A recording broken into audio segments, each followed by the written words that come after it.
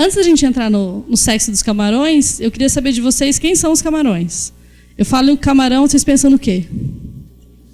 Comida, crustáceo, mais alguma coisa? Não. Comida e crustáceo. Como? Animais marinhos. Tem camarão em aquário também, vocês sabiam? Tem gente que cultiva camarão, que faz aquarismo com camarão. Então, para vocês conhecerem um pouquinho, os camarões, como a gente chama um nome popular, eles são, na verdade, 4.000 espécies que são divididas nesses 5 grupos aqui. Os camarões que vocês comem, né, que o pessoal utiliza para alimentação, geralmente são esses peneoide aqui, que são só 8% da diversidade de espécies. Esses outros 3 grupos aqui são de camarões marinhos, quer dizer, esses 4 grupos são de camarões exclusivamente marinhos. Eu vou falar hoje especificamente dos carídea, que correspondem a 88% da diversidade de camarões. E além da diversidade que eu falo em número de espécies ser maior, eles também têm uma diversidade de habitat, uma diversidade de reprodução que a gente vai ver hoje, que é muito grande. Então, os carídeos, eles ocupam tanto o ambiente de água doce, o Caio mesmo ele trabalhou com carídeos de água doce na iniciação no mestrado, e eu trabalho com carídeos marinhos. Então, eu só queria deixar claro que tudo que eu falar aqui hoje se refere a esse grupo aqui. Esses outros grupos têm algumas outras particularidades na reprodução, mas pela questão do tempo eu resolvi focar nesse grupo aqui que já tem uma grande diversidade. Então, partindo para o tema da palestra, o que vocês sabem sobre o sexo dos camarões? Alguma coisa? Espera aí, vamos lá. Assexuado? Sexuado. Mais alguém? Por que você achou que era sexuado? Como que é a reprodução assexuada? Sexuada. Isso. E você achou que era assexuada? Ah, tá. Então eu que entendi errado. Foi problema meu, então. Que eu ia perguntar como que era o assexuado do camarão. Então vamos ver um pouquinho. A gente vai ver que na reprodução dos camarões, a gente vai falar sobre diferenciação de machos e fêmeas. A gente vai ver no final da aula que tem camarões que são hermafroditas. Eles apresentam os 2 sexos no mesmo indivíduo. Falar sobre a maturidade sexual, a cópula, a fecundação, a produção de ovos e dos ovos às larvas. Porque para que serve a reprodução? Para produzir descendentes, certo? Os descendentes dos camarões são as larvas. E na cópula também a gente vai falar um pouquinho de ciclos de muda e de sistemas de acasalamento. Então, primeira coisa, vocês imaginam como que a gente diferencia sexo desses camarões? Como é que eu olho para um camarão e sei se ele é macho ou se é fêmea?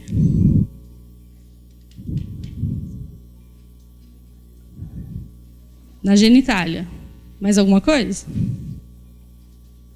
Será que eles têm genitália? Pelo tamanho, será? Pela cor, tamanho fêmea maior que o macho. Mais algum chute? Não? Respondendo para vocês. Pela cor depende da espécie. Tem espécie que o macho é diferente da fêmea realmente, pela cor, mas não é para todas as espécies. Tem espécie que a fêmea é maior que o macho e tem espécie que o macho é maior que a fêmea, então isso também depende. A genitália a gente vai falar daqui a pouquinho. Vocês já ouviram falar em caracteres sexuais primários e secundários? O que são os primários? Já ouviram, mas não lembram?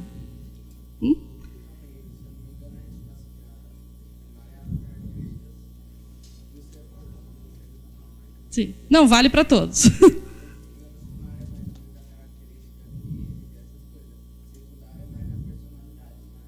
Não, na verdade, os 2 são físicos. A diferença é que o primário é aquele que nasce com você. Então, por exemplo, gônadas. Gônadas são caracteres sexuais primários. Eles nascem com você.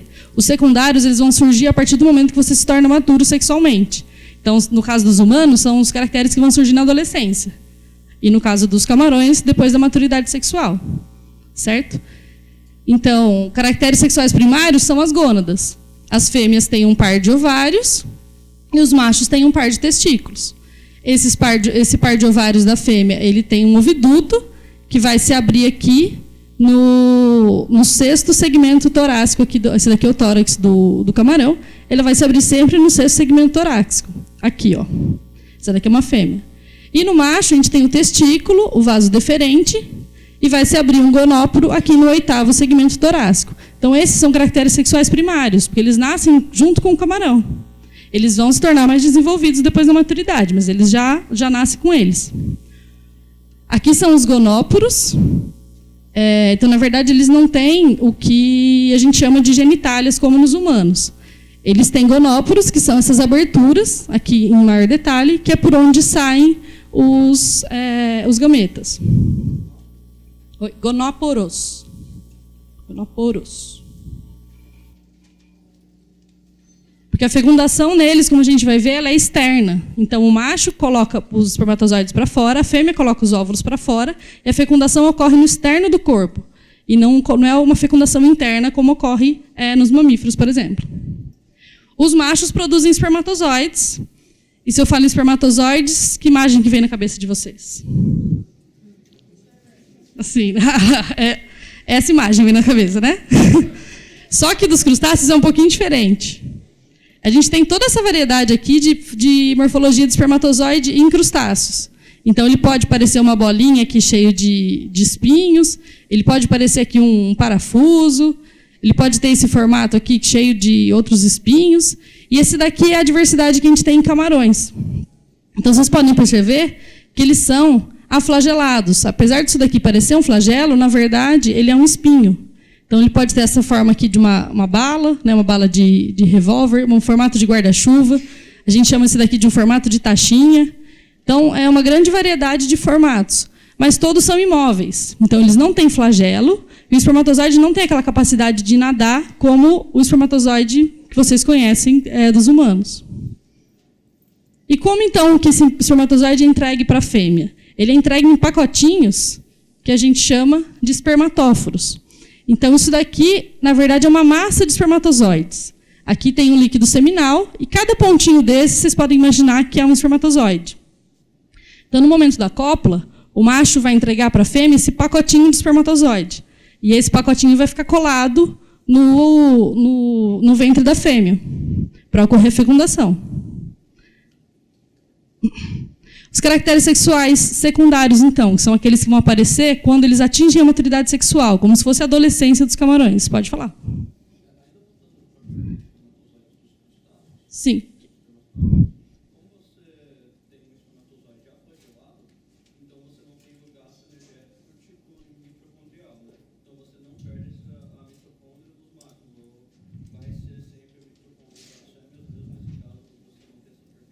Não, a mitocôndria sempre vai ser das fêmeas. A prole sempre vai levar a linhagem materna das mitocôndrias. Isso é independente. Tá? Não, eles têm mitocôndria, só que a mitocôndria vai ser sempre a das fêmeas que vai passar, que é a mitocôndria que está no óvulo que vai passar para o zigoto. A mitocôndria dos machos ela vai ser degenerada. O que vai servir de espermatozoide do macho, isso para a grande maioria dos organismos, não só para camarões, né? Vai ser só material genético. As fêmeas têm vários mecanismos que elas conseguem excluir as mitocôndrias paternas. Então, sempre vai ser, na grande maioria, tem alguns casos que é a paterna, mas a grande maioria dos casos é a materna que vai passar. Tá? Bom, falando dos caracteres sexuais secundários. Os camarões, as fêmeas carregam os ovos aqui no abdômen. Ó. Então, a fêmea, quando ela se torna madura sexualmente, que ela se torna pronta para reproduzir, ela tem um alargamento aqui dessa pleura. Então, ao invés de ser bem fininha, forma essa câmara aqui de incubação. Ó. A gente chama isso daqui de pleura. Ela fica mais alargada na fêmea adulta. Isso daqui serve, então, para segurar os ovos. E esses apêndices daqui são chamados de pleópodos. Nos juvenis, eles têm pleópodos dessa forma. Quando a fêmea se torna madura, o pleópodo ele fica maior. Os ovos ficam todos pendurados aqui, ó, com o auxílio de uma mucilagem. Então, a gente sabe que uma fêmea está madura se ela tem essa câmara de incubação, por exemplo, ou se ela tem esses pleópodos mais alargados. No caso dos machos, eles têm um apêndice masculino. Esse apêndice masculino ele não é um órgão intromitente, ele não vai entrar na fêmea para realizar a fecundação, ele só vai auxiliar a passar aquela massa de espermatozoides para o corpo da fêmea.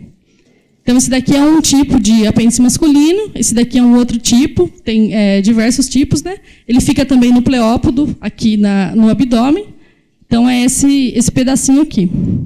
Então, os machos têm o apêndice masculino e as fêmeas têm esse alargamento das pleuras e dos pleópodos. Como que a gente determina a maturidade? Como que a gente sabe que eles chegaram na fase adulta? A gente tem três formas: a morfológica, a funcional e a fisiológica. Então, na morfológica, aqui, esse daqui é um gráfico de comprimento da carapaça, então, que a gente usa para utilizar o comprimento do indivíduo, e aqui pode ser qualquer variável que ele mude quando ele atinge a maturidade. Então, lembra que eu falei que a fêmea juvenil tem esse pleópodo aqui, a fêmea adulta tem esse. Quando passa dessa para essa daqui, ocorre uma quebra aqui no crescimento. Então, eu consigo determinar que nessa espécie, mais ou menos aqui nos 7 milímetros de carapaça, ele atinge a idade adulta. E nos machos, a gente vê quando que o apêndice masculino surgiu. Então, quando surge o apêndice masculino, também tem uma quebra aqui, nesse crescimento, e a gente consegue determinar que essa espécie atingiu a maturidade sexual morfológica.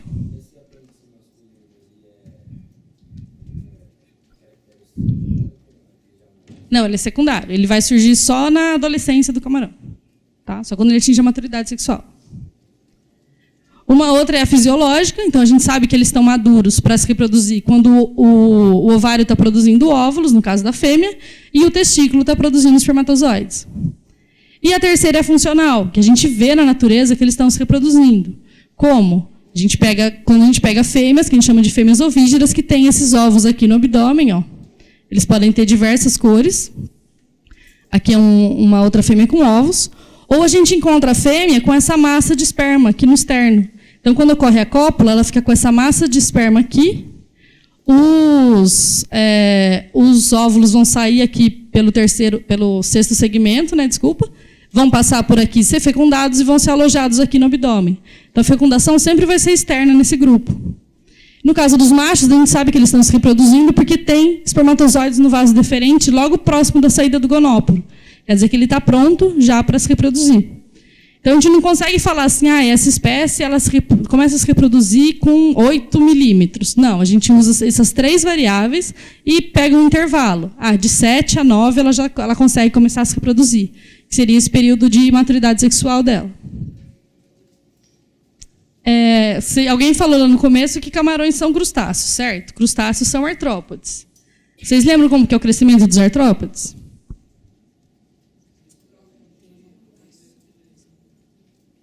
Troca de exoesqueleto.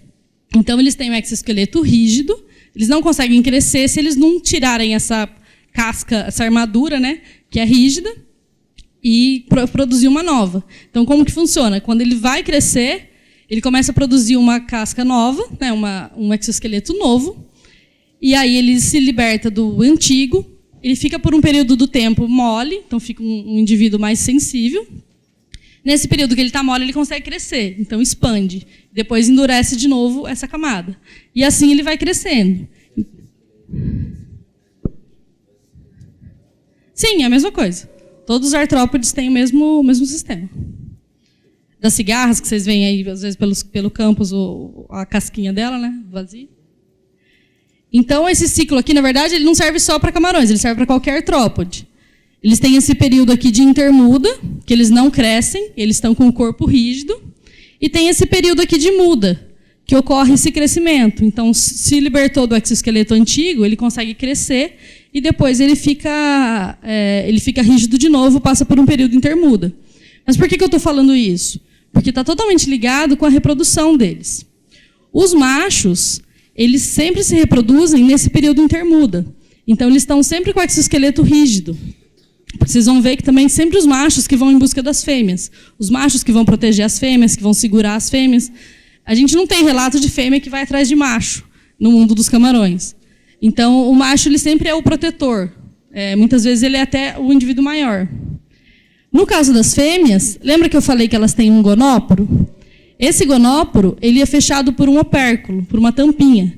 Essa tampinha aqui, ela só fica aberta nesse período aqui, ó, que é o período pós-muda. Então, logo que ele muda, a fêmea fica com o corpo mole e ela consegue liberar os óvulos. Depois que o corpo enrijece aqui no intermuda, ela não consegue liberar os óvulos.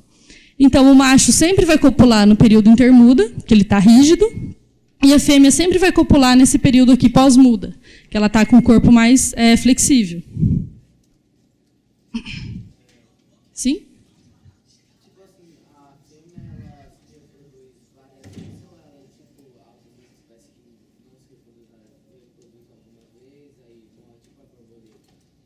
A gente vai ver aqui um exemplo, mas depende de espécie para espécie.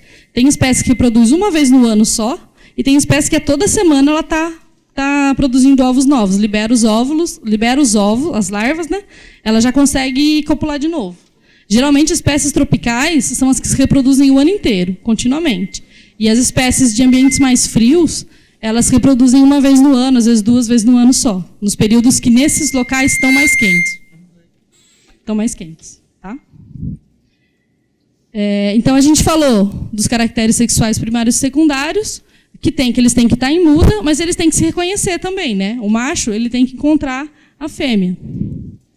Então, a gente vai falar um pouquinho sobre atração e reconhecimento sexual. Isso ocorre por feromônios olfatórios. Então, do mesmo jeito que eles têm a capacidade de encontrar alimento, de encontrar comida, eles também conseguem encontrar uma parceira. Vou passar para cá que o laser não está funcionando. Aqui, ó, é uma fêmea que acabou de mudar. Essa daqui é a casquinha dela, ó. Exoesqueleto antigo. Algumas vezes eles até se alimentam desse esqueleto antigo para conseguir prover de cálcio. E outras vezes a casquinha fica ali para fora. Mas ela está aqui mole, ela está flexível. Então ela está propensa à cópula, se ela tiver com o ovário maduro e mole. E eu vou falar um pouquinho para vocês de um experimento que fizeram para determinar isso. Como que eles souberam que o feromônio é olfatório? Eles pegaram 5 machos e colocaram em vários tratamentos. Em um tratamento, eles colocaram um macho com fêmeas intermuda, então que seria aquelas fêmeas que não teriam a capacidade de copular. Em outro, eles colocaram com fêmeas pré-muda, mas com ovários maduros, ou seja, elas estavam próximas de sofrer a muda e aí poder copular. Fêmeas pós-muda, sem ovário maduro, então elas iam sofrer a muda, só que elas não tinham o ovário pronto ainda. E as fêmeas que seriam assim as perfeitas para a reprodução, que são as pós-muda com o ovário maduro. E, além disso, eles fizeram um outro experimento com esses mesmos tratamentos aqui, só que colocando uma água que eles chamaram de água, possivelmente com feromônios. O que era essa água? Eles colocaram essa fêmea aqui para mudar e depois tiraram e fizeram um experimento. Então, se o feromônio estivesse lá, nessa fêmea aqui, esse experimento aqui ia dar certo. Mesmo se eu colocasse uma fêmea intermuda, ia dar certo, porque o feromônio ia continuar lá. Essa daqui foi a espécie que eles utilizaram e eles viram 4 respostas. Sem resposta, o macho não ligava, o macho procurava alguma coisa, o macho tocava na fêmea ou o macho chegava a copular de verdade com a fêmea. Vamos ver os resultados. No caso da fêmea intermuda, não teve resposta nenhuma no tratamento, então o macho não se importou, não ligou. Quando eles colocaram essa fêmea intermuda com aquela água, possivelmente com feromônios, os machos começaram a procurar. Eles não sabiam o que eles estavam procurando. Quer dizer, eles sabiam o que estavam procurando. Eles não iam achar porque não tinha fêmea ali, né? As fêmeas todas eram intermudas. Mas eles começaram a procurar. Quando eles colocaram a fêmea pré-muda, também não teve resposta nenhuma. E a fêmea pré-muda com aquela água, possivelmente com feromônios, também teve uma procura. Então, os machos estavam tentando encontrar alguma coisa. Com a fêmea pós-muda, já teve uma procura e um toque. Esses tracinhos aqui indicam que os machos começaram a tocar nas fêmeas. Eles tocam com as antenas. Então, eles têm antenas bem longas e com as antenas eles conseguem sentir a fêmea. Quando colocou essa fêmea pós-muda naquela água, possivelmente com feromônios, alguns até chegaram a copular. Mas essa fêmea aqui não estava pronta ainda porque ela não tinha o ovário maduro. Então, não houve desova dos ovos. Elas só copularam. Opa! Já quando eles colocaram aquela fêmea que sim, estava pronta, ela estava no pós-muda e ela estava com o ovário maduro, teve cópula em 100% das vezes. O que eles chegaram à conclusão com isso, então? Que os feromônios só são produzidos por fêmeas com ovário maduro, que as fêmeas só soltam esse feromônio na pós-muda, que seria nesse caso aqui, e que ela é solúvel em água. Então, que os camaleões conseguem perceber ele em água. E a visão não é envolvida, porque eles fizeram isso também em tubos selados, então em tubos que estavam tudo escuro, e os camarões continuavam, eles filmaram, né? E eles viram que os camarões continuaram procurando as fêmeas mesmo no tubo escuro, então a visão não era envolvida. E assim eles chegaram à conclusão, então, que são esses feromônios que estão envolvidos. Tá, então agora os machos conseguiram encontrar as fêmeas. Isso é muito utilizado no sistema que a gente chama de pura procura. Esse daqui são 3 tipos de sistema de acasalamento. O que são esses sistemas de acasalamento? Estratégias que o macho usa para tentar copular com as fêmeas. Então, um extremo é a pura procura e o outro extremo é a monogamia. E no meio a gente tem a guarda da fêmea. A pura procura, o que acontece com ela? Os machos vão vivendo ali, né, vão habitando os lugares, e se eles encontram uma fêmea, eles copulam, a relação acaba ali, ele vai procurar outra fêmea e acabou. Na monogamia, são casais que vivem juntos durante muito tempo, então, geralmente, eles vivem em refúgios, né, em outros invertebrados, em tocas, e existe uma fidelidade sexual. E na guarda da fêmea, o macho encontra uma fêmea, ele fica com ela, guardando, segurando ela, até que ela possa copular. Quando ela copular, ele abandona e vai em busca de outra. Então, nesse daqui, ele só encontra a fêmea, copula e vai embora. Nesse daqui, ele guarda por um tempo, e nesse daqui, eles ficam juntos por um certo tempo. Na guarda da fêmea, como eu falei, ela geralmente ocorre junto com uma monogamia, né, em alguns invertebrados. Esse daqui é uma espécie que vive no ouriço, por exemplo. Ele vive em cima de um ouriço do mar. Vocês lembram do ouriço do mar? Uma bolinha toda espinhuda? Quando ele encontra uma fêmea, ele fica segurando essa fêmea até que ela possa copular, até que ela tenha o ovário maduro e ela sofra muda. Ela teve o ovário maduro, sofreu muda, eles copularam, ele abandona e vai para outro ouriço para procurar outra fêmea. Um outro caso interessante é com essa espécie aqui, Rhynchocinetes typus, é uma espécie chilena, que eles têm morfotipos. Então, eles têm 3 tipos de macho. Esse macho robustus, que ele é bem grande, um macho intermédio e um macho typus, que ele é menorzinho. Geralmente, o macho robustus ele ganha na briga pelas fêmeas. Então, as populações têm um número X de machos robustos, e se eles morrem, aí os machos intermédios se tornam robustos e os tipos se tornam intermédios. Mas nessa guarda da fêmea, geralmente os robustos que vão ganhar, eles são maiores. Eu tinha um videozinho sobre eles aqui, mas infelizmente não deu certo de passar, a extensão não foi reconhecida, mas era só ele tentando segurar a fêmea. E o último, que é a monogamia, né? Então, ocorre em indivíduos que têm uma densidade populacional pequena. Então, como a chance de ele encontrar uma parceira é baixa, é melhor ele ficar com uma parceira para toda a vida, e sempre que ela puder, então, eles vão copular e se reproduzir. Ocorre uma cooperação territorial, então, geralmente, eles vivem em tocas, como eu falei, ou em outros invertebrados, e ocorre uma fidelidade sexual. Não tem registros do macho saindo dali para tentar copular com outras fêmeas. Porque também, como a densidade é baixa, a chance dele encontrar outra fêmea é menor.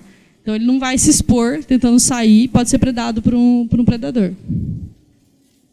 Então, comparando esses 3 sistemas, a densidade populacional ela é alta na pura procura, então é muito fácil encontrar o parceiro. Na guarda da fêmea, ela é intermediária, e na monogamia, ela é muito baixa. Já o dimorfismo sexual de corpo e de quelas e a agressividade dos machos, na pura procura, ela é baixa.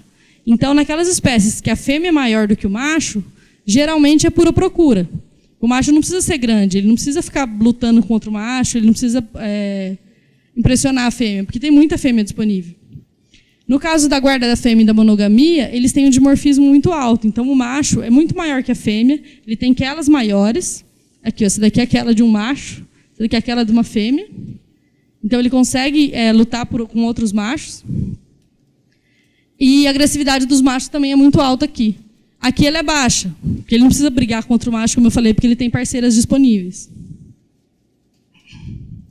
Chegamos, então, à cópula. A cópula, na verdade, ela é muito rápida. Eu vou passar um videozinho para vocês, vou passar ele 2 vezes, porque dura, 2, 3 segundos, uma cópula de camarão.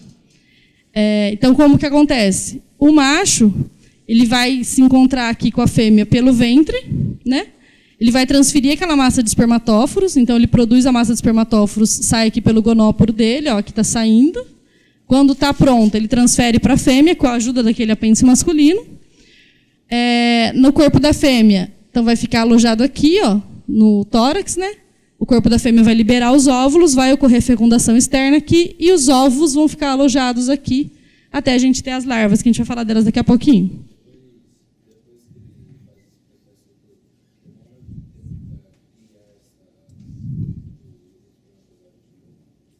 Geralmente a produção é contínua, principalmente em espécies tropicais. Ele consegue copular com várias fêmeas seguido. Isso. Aqui é o videozinho. Copulou, saiu, acabou. Tá? Ele luta tanto para conseguir isso. Ó, vou passar de novo para vocês.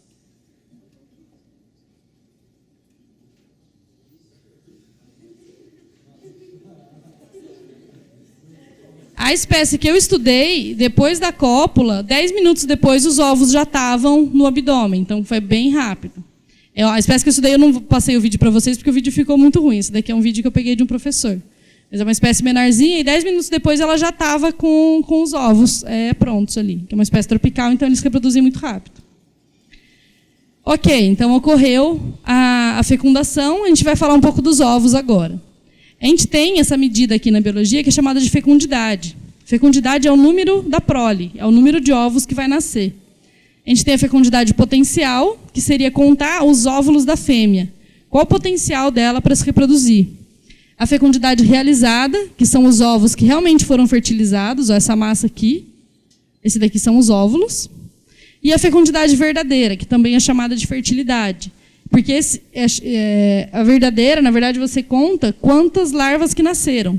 Porque esse monte de ovo aqui, muitos vão ser perdidos. Ela fica batendo os pleópodos aqui, ela pode encostar em alguma rocha, bater em alguma rocha, pode vir parasita, pode vir um predador e tentar comer os ovos dela. Então, não é tudo que é fecundado que vai nascer. Isso a gente chama de fecundidade verdadeira, que seria a fertilidade. Quantas larvas que vão nascer de verdade proveniente de uma cópula? Aí, respondendo aquela pergunta que ele me fez da reprodução contínua, né, de se reproduzir continuamente, essa daqui é uma espécie tropical. Ó. Esse daqui é o desenvolvimento dos ovos. Então, os ovos que estão aqui embaixo do abdômen, a gente tem aqui, depois que foi fecundado, aí vai começando a aparecer o olhinho da larva, e aqui a larva já está pronta para eclodir. E aqui a gente tem o desenvolvimento do ovário. Então, o ovário maturo, ele vai madurando, e aqui ele já está pronto para copular. Nessas espécies tropicais, quando ela acabou de copular, o ovário dela está assim, certo? E os ovos estão assim, porque ela acabou de ser fertilizada, de ser fecundada aqui, e o ovário está começando a produzir novos óvulos para uma próxima cópula. Conforme vai passando esse desenvolvimento também vai acontecendo. Então, se os ovos aqui estão em fase inicial, o ovário também vai estar em fase inicial. Por quê? Quando nascer essas larvinhas aqui, ela já está pronta para copular de novo. Então, esse é o que a gente chama de reprodução contínua. No caso dessas espécies aqui, em uma semana ela já libera as larvas e ela consegue copular e reproduzir novamente. Então, esse gráfico aqui mostra isso. O estágio dos embriões, que seriam esses daqui, conforme ele vai aumentando, o estágio dos óvulos, ovariano, que é esse daqui, ó, ele também vai aumentando. Então, o nível 4 seria esse nível aqui. Os ovos nascem, né, as larvas nascem, e aí o ovário está pronto para copular mais uma vez. E aí acontece contínuo. Não, alguém ia levantar a mão. Essa daqui é uma larvinha saindo, então uma larva eclodindo. Essa é uma larva que acabou de nascer. Então esse daqui é o nosso produto final da reprodução.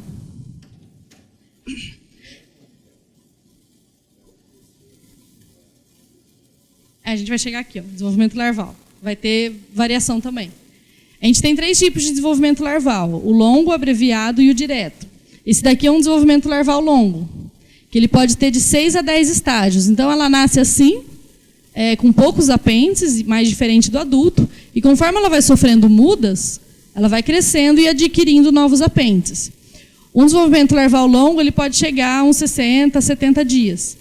E ele ocorre no plâncton, que seriam aqueles organismos que vivem na coluna d'água e não têm capacidade para nadar. Assim. Eles conseguem nadar um pouco, mas eles são mais levados pela corrente. Então, eles têm uma vida planctônica de 6 a 12 estágios. Algumas espécies têm um desenvolvimento abreviado, eles já nascem mais desenvolvidos, vamos dizer assim, com mais apêndices, e eles passam só por 2 a 3 estágios até chegar a uma fase juvenil, que é essa daqui. E outros têm desenvolvimento direto. Já nasce do ovo um mini adulto, um juvenilzinho, que não passa por todo esse desenvolvimento aqui. A gente vai discutir um pouquinho agora a diferença entre esses 3 tipos aqui. Mas o longo, respondendo a sua pergunta, pode chegar a 60, 70 dias, depende da espécie. O desenvolvimento larval longo ele acontece em camarões marinhos. E a vantagem dele é que ele tem muito mais tempo para dispersão. Então, um camarão, por exemplo, que desova aqui no Brasil, pode ser que a larva dele cruze o oceano e chegue na África, por exemplo. Essa larva consegue cruzar grandes distâncias, porque ela tem muito tempo para ficar ali no plâncton sendo levado pelas correntes. E também tem mais alimento, né? Tem mais disponibilidade de alimento. Mas, como na desvantagem, ela tem mortalidade. Quanto mais tempo ela passa no plâncton, ela pode ser comida de alguém também. Ela pode ser presa de algum outro organismo. E ela pode chegar num hábitat que não é adequado para ela. Então, quando o juvenil, quando chega na fase juvenil, a gente fala que acontece o assentamento, ele vai encontrar um local adequado para sobreviver. Ele pode chegar num local que não é dele, por exemplo, uma espécie de mangue, pode chegar num ambiente que não é mangue. Está na hora dele de assentar e ele não encontrou aquele local, ele pode morrer. E em alguns rios costeiros. Então, camarões de água doce que vivem em rios costeiros geralmente têm desenvolvimento larval longo. Como que acontece isso? Os camarões adultos vivem no rio. Quando nasce a larva, ela migra, então passa pelo estuário. O estuário é o encontro do rio com o oceano. E ela vai ocorrer todo o desenvolvimento dela, toda aquela passagem pelas fases larvais no oceano. Quando ele chega na fase juvenil, ele volta para o rio. Então, todos os adultos vão ser encontrados no rio e todas as larvas, né, vão ser encontradas no oceano, em ambientes de salinidade. Essas espécies a gente chama de anfídroma, porque ela tem essa dupla vida, né? Uma vida na água doce e uma vida no oceano. Um outro caso fica restrito ao estuário. Então, os adultos vivem no rio, a fêmea migra para o estuário, quando está próxima das larvas eclodirem. O desenvolvimento ocorre todo no estuário, então ocorrem todas aquelas mudas, a larva vai se desenvolvendo, vai ganhando mais apêndices. E aí depois os juvenis voltam para o rio. Então, nesse caso aqui, no estuário a gente tem uma salinidade de 5 a 10 partes por mil. Lá no oceano a gente tem uma salinidade de 35 partes por mil. Então, essas larvas aqui, elas resistem até, sei lá, uns 5, 10 partes por mil. Também seriam anfídromos. Já o desenvolvimento larval abreviado, a gente encontra em rios continentais. Então, são rios que não têm contato com o mar. Eles vão desaguar no mar, lá na frente. Então, depois que encontram outros rios, eles acabam chegando no mar. Mas as espécies não têm esse acesso ao mar. Em espécies de mar profundo, geralmente tem também desenvolvimento larval abreviado, e espécies de altas latitudes, então que vivem em montanhas, em ambientes serranos, por exemplo.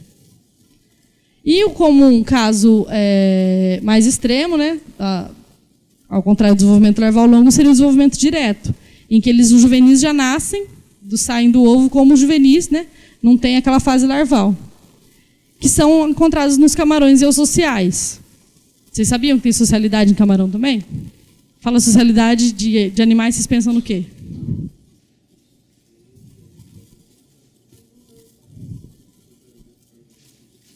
Superorganismos, achei que eu ia falar abelhas, ninguém falou abelhas. Abelhas, formigas, né? Mas a gente tem um grupo de camarões que são eusociais. Eles formam colônias, são desse gênero aqui, Sinalpheus.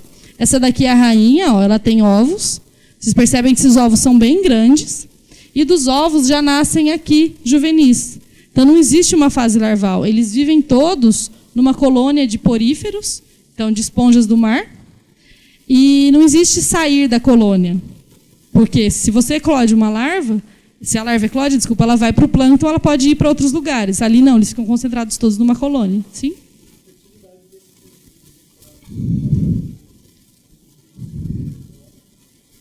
A fertilidade, se estiver falando de número de indivíduos, não. Porque, como a gente vai discutir daqui a pouco, o número de indivíduos está relacionado com o tamanho do ovo. Aqui, como ele já nasce mais desenvolvido, o ovo é muito maior. E o espaço físico no abdômen dela seria o mesmo. Então, se o ovo é maior, cabe menos ovos. Certo? Então, nascem menos indivíduos aqui nessas espécies do que nas espécies de vida livre. Vida livre, assim, que não são colônias.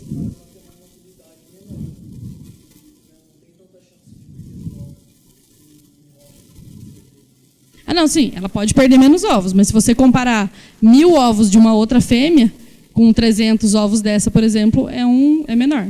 entendeu? Só que a de 1000 pode perder muito mais também, porque ela vai se locomover muito mais. Nesse caso aqui, geralmente é uma rainha só por colônia que vai também se reproduzir, como no caso das abelhas. Então, se a rainha morre, aí uma outra rainha é escolhida. Mas ela fica ali paradinha, ela só reproduz mesmo. Ela não vai em busca de alimento, nada. Ela é a rainha. Então, outros camarões vão levar o alimento para ela. Ali. Um outro caso extremo que foi publicado agora recentemente, é essa espécie aqui em que o desenvolvimento larval ele acontece dentro do abdômen da fêmea. Então, naquele caso, o desenvolvimento direto que eu mostrei para vocês, do ovo já sai o juvenil. Ok, então os ovos ficam no abdômen da fêmea e do ovo sai o juvenil. Aqui não. As larvas elas vão sair, só que elas não saem da fêmea, elas saem do ovo e ficam vivendo aqui, ó, nessa câmara de incubação.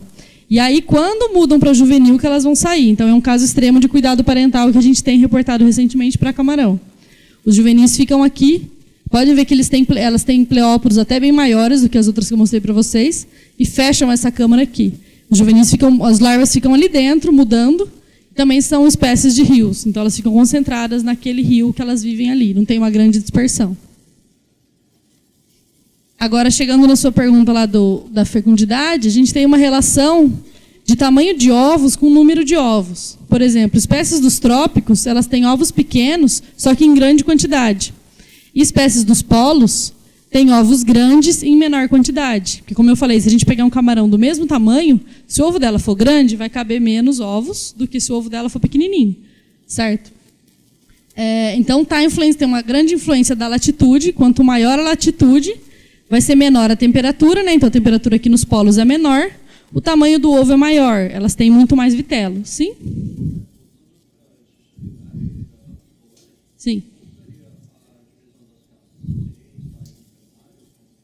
Eles ainda estão estudando, porque isso daqui é muito recente. Descobriram faz muito pouco tempo, então eles ainda não sabem direito como que funciona. Eles sabem que só tem uma rainha, e que se essa rainha morre por algum motivo, uma outra é escolhida como rainha. Mas o que define isso, eles ainda não sabem. Só como tem várias características, eles chamam de eusocialidade. Mas é recente ainda. Então é um campo aberto para estudos. Quem quiser ser cientista, estudar. Tá? Então, quando o tamanho dos ovos aumenta, a fecundidade vai diminuir. Então, ovos grandes com pouco número de ovos.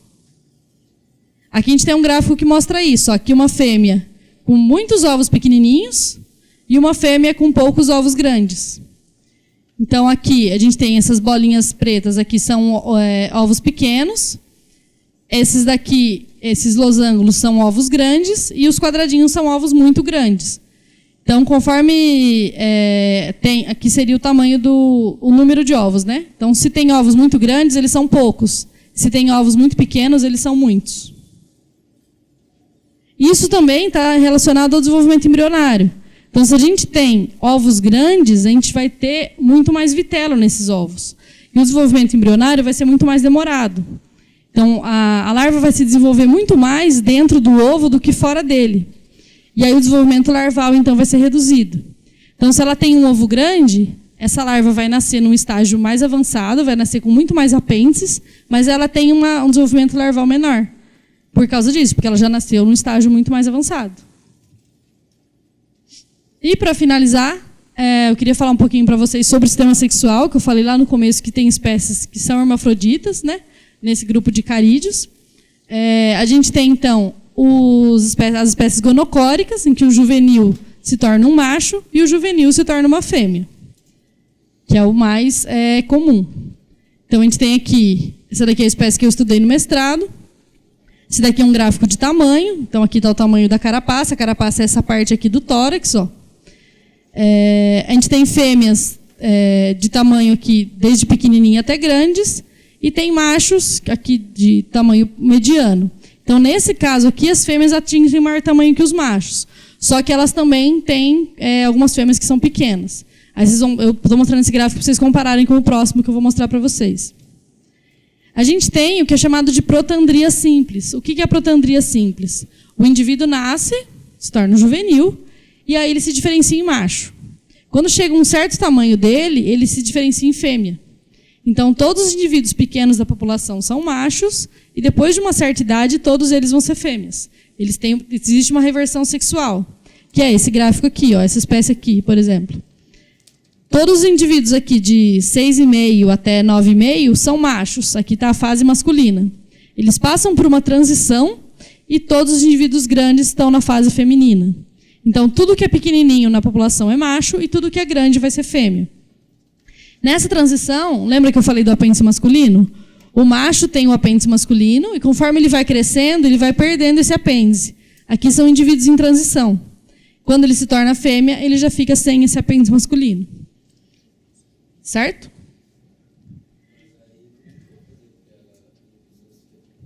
Não, o macho pequeno vai copular com a fêmea grande. Só que você não tem machos grandes e você não tem fêmeas pequenas.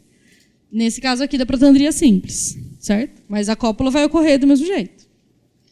A gente tem algumas variações da protandria que seria com machos primários e com fêmeas primárias. Como que é isso?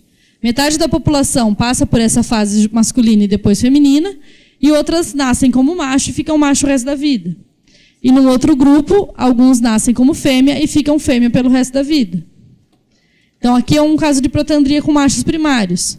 Essa espécie aqui, esse daqui é o apêndice masculino dos machos primários, então a gente tem aqui o comprimento do corpo pelo comprimento do apêndice masculino, conforme cresce o corpo, cresce o apêndice masculino dele. Esses são machos que vão ser machos o resto da vida. Nos indivíduos que estão numa fase masculina e depois vão mudar para fêmea, esse apêndice masculino ele vai diminuindo. Ele não tem essa relação aqui de crescimento tão grande quanto dos machos que são primários. E um último caso, que foi descrito mais recentemente, é o hermafroditismo protândrico simultâneo. Como que funciona? Ele nasce como juvenil, passa por uma fase masculina, mas quando ele se torna fêmea, ele não perde os caracteres de macho. Então, ele se torna hermafrodita simultâneo. Ele pode copular como macho ou como fêmea.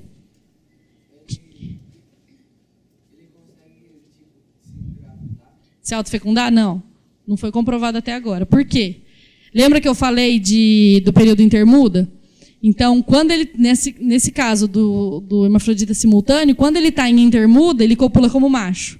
Quando ele está em pós-muda, ele copula como fêmea. Mas ele não consegue se autofecundar. Tá? Pelo menos não foi comprovado até agora, né? Como que funciona esse hermafroditismo, então? A gente tem aquela fase masculina, que ele tem os gonóporos lá no 8º segmento, e tem o apêndice masculino. Aí ele tem um testículo desenvolvido e tem um ovário bem pequenininho, um ovário imaturo, quando ele está na fase masculina. Ele passa por uma fase de transição e quando o ovário dele amadurece, ele não perde esses caracteres masculinos. Então, no caso do testículo, ele continua grande, ele ganha um gonóporo feminino, então ele fica com os dois pares, e às vezes o apêndice masculino pode regredir. O que eles viram aqui, então, o apêndice masculino não é tão necessário assim para a reprodução. Eles fizeram experimentos e tiraram o apêndice masculino de alguns machos, eles conseguem se reproduzir normalmente. Como eu falei, o apêndice masculino ele só vai ajudar, mas ele não é essencial para a reprodução. Aqui, ó, todas as espécies desse gênero aqui, elas são hermafroditas protândricas simultâneas. Aqui vocês podem ver o ovário bem desenvolvido, aqui o testículo desenvolvido. E nesse gráfico aqui, vocês têm aqui os que estão na fase macho. Esses daqui que eles chamam de fase fêmea são as fases hermafroditas, né? E essas bolinhas aqui são os que estão em transição. Então, conforme vai crescendo o corpo do indivíduo, o apêndice masculino dele ele vai regredindo, no caso dessa espécie aqui. Ele vai se mudando para fêmea, mas ele continua sendo macho também. E eles fizeram experimentos colocando, como que eles conseguiram comprovar isso, né? Além de ver a parte histológica das gônadas, eles fizeram experimentos colocando duas fêmeas ovígeras juntas. Então, se elas estavam ovígeras, pegou na natureza, estavam ovígeras, estavam com ovos, então estão copulando como fêmeas. Colocaram no aquário. Aí viram que as larvas saíram, né? As larvas foram eclodidas, e depois elas se tornaram ovígeras de novo. Então, como que elas se tornaram ovígeras de novo se tinha duas fêmeas dentro do aquário? Então, quer dizer que elas estavam atuando como machos ou como fêmeas. E como fêmeas, né? São todas as espécies desse gênero aqui. Esse gênero aqui é muito utilizado em aquarismo, então são chamados camarões limpadores. Se vocês digitarem no Google lá, vocês vão ver foto de mergulhador com a boca aberta embaixo do mar lá, e eles limpando dente de mergulhador, eles limpam dente de peixe, limpam dente de moreia, limpam aquário, então conhecidos como camarões limpadores. E todas as espécies desse gênero apresentam esse tipo de hermafroditismo. Agora eles estão fazendo estudos para ver como foi a evolução desse tipo de hermafroditismo. Mas, como eu falei, ainda é recente, tem muitos estudos para serem feitos ainda sobre isso. É difícil, né, ter todas as possibilidades de se reproduzir, menos a assexuada. Não é descoberta ainda, né? Mas significa uma adaptação muito grande. Na verdade, eles, como eu aprendi com um professor meu no primeiro ano de faculdade, eles vivem-se para se reproduzir, né? Então, a ideia da reprodução é passar os genes para frente. Eles dão um jeito... Tipo, provavelmente, essa questão do hermafroditismo simultâneo, ela deve ter surgido com populações que tinham poucos indivíduos. Então, se você encontra um outro indivíduo, ele pode se reproduzir como macho ou fêmea, é mais chance de você conseguir copular e passar seus genes para frente. Então, a evolução está ajudando a passar os genes para frente. Agora que você falou de genes, me veio uma pergunta. Nessa variação ontogenética, onde tem esse desenvolvimento do hermafroditismo, como se daria a evolução, essa transição também de genes, de cromossomos? Então, na verdade, assim, em humanos a gente tem, né, o macho XY e a fêmea XX. No caso de crustáceos, a gente tem o macho como o macho como ZZ e a fêmea como WZ. Então, quem determinaria o sexo nos crustáceos, na verdade, é a fêmea e não nos machos, como nos humanos.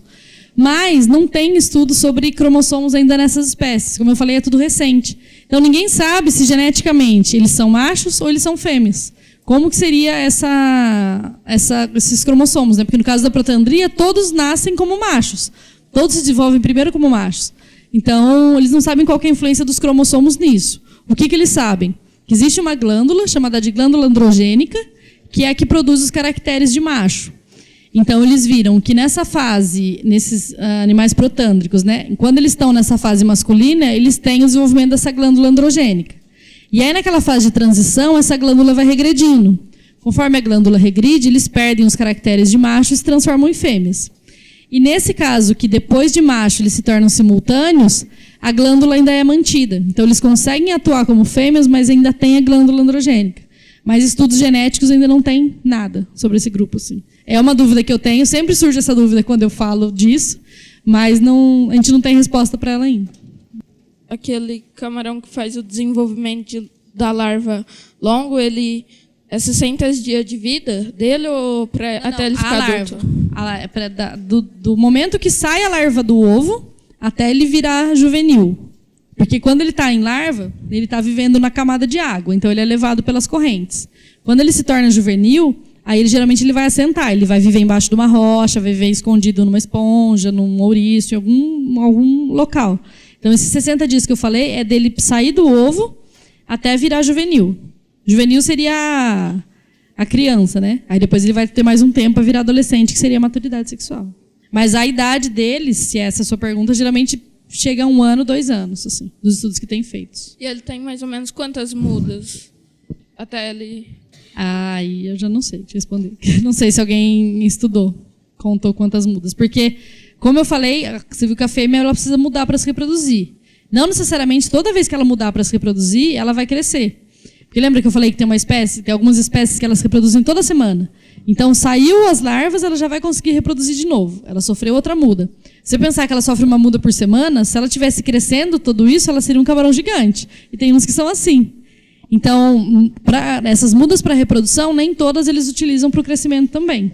Porque, às vezes, ela está despejando tanta energia para a reprodução que ela não utiliza no crescimento. Entendeu? Mas aí, quantas mudas tem ao longo da vida é uma pergunta que eu não sei se tem resposta, por enquanto. Tá? Devido a todo esse processo, né, a duração desse processo, quanto tempo, mais ou menos, um camarão vive? De 1 a 2 anos, nos estudos que tem feito.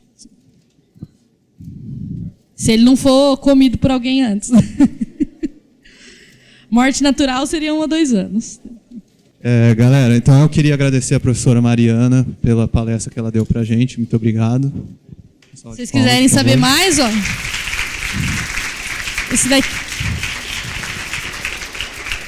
Esse daqui é meu e-mail, ou me caça no Facebook, que eu esclareço, tá?